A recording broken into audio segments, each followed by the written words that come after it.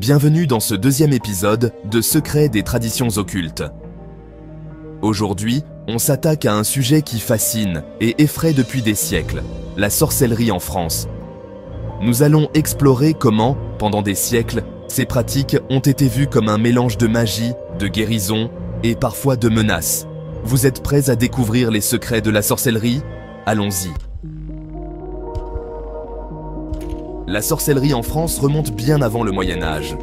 Dès l'Antiquité, les Gaulois pratiquaient des rites magiques. Et dans chaque village, il y avait des guérisseurs, ceux que l'on appelait parfois les sorciers.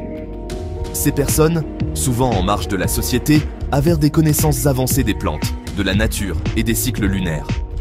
On les appelait pour des conseils, des remèdes, ou même des prédictions, et ils étaient respectés, mais aussi craints.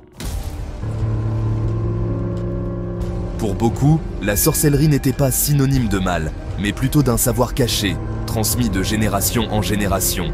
Il s'agissait de traditions populaires, ancrées dans la vie quotidienne. Guérir une fièvre avec une plante, faire une prière de protection, ou encore éviter la mauvaise fortune. C'était une pratique en lien avec la nature et le monde spirituel. Mais cette tolérance a fini par disparaître, et la sorcellerie a été vue de plus en plus comme une menace. À partir du XVe siècle, l'Église et l'État se sont mis à persécuter les personnes soupçonnées de sorcellerie. Des centaines de femmes et d'hommes furent accusés d'avoir conclu des pactes avec le diable, d'invoquer des forces maléfiques et d'apporter la misère au village. Ces procès, qu'on appelle les procès de sorcières, se sont multipliés dans toute l'Europe, et la France n'a pas échappé à cette chasse aux forces du mal. Un des procès les plus célèbres en France est celui des possédés de Loudun, qui a eu lieu dans les années 1630. Dans cette affaire, plusieurs religieuses prétendirent être possédées par des démons et accusèrent un prêtre, Urbain Grandier, d'en être la cause. Accusé d'avoir passé un pacte avec le diable, Grandier fut torturé, jugé et finalement brûlé vif. Ce procès, aussi tragique que spectaculaire, a captivé la France et reste un des exemples les plus marquants de la persécution des soi-disant sorciers. Au-delà des procès, la sorcellerie restait une pratique quotidienne dans certaines régions rurales.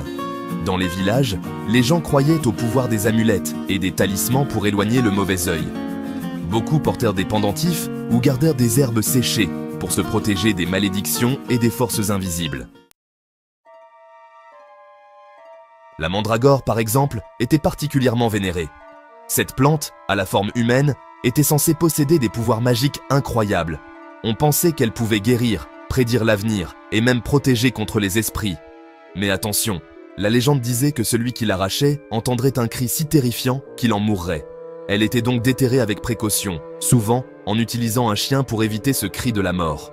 D'autres plantes comme l'armoise ou la belladone faisaient partie des ingrédients utilisés dans les potions et les filtres. Elles étaient réputées pour provoquer des visions et pour ouvrir l'esprit aux mondes invisibles. Mais elles pouvaient aussi être dangereuses, et certains les associaient à la magie noire. De nos jours, la sorcellerie a pris une nouvelle image. Elle n'est plus perçue comme une menace, mais plutôt comme un moyen de se reconnecter à la nature et à la spiritualité. Des pratiques comme la lithothérapie, l'usage des cristaux, la fumigation de la sauge pour purifier l'énergie, font maintenant partie du quotidien de beaucoup de gens en quête de bien-être et d'harmonie. Les librairies ésotériques proposent désormais des ouvrages sur la sorcellerie moderne, des guides de rituels, des plantes de protection et des cartes de tarot. Pour beaucoup, la sorcière est devenue une figure de sagesse et de pouvoir, loin des stéréotypes effrayants du passé. Alors, qu'est-ce que vous en pensez? Est-ce que vous avez déjà entendu des histoires de sorcières dans votre région? Ou peut-être avez-vous même des objets ou des pratiques qui protègent contre le malheur? Dites-le moi en commentaire, j'adorerais lire vos récits et en discuter avec vous.